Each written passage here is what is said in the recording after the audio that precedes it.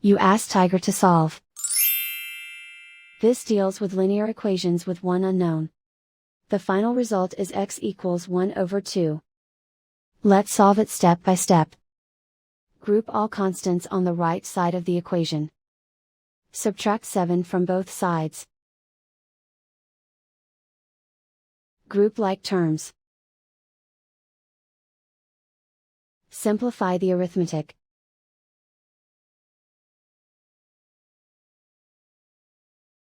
Isolate the x. Divide both sides by -2. Cancel out the negatives. Simplify the fraction. Cancel out the negatives.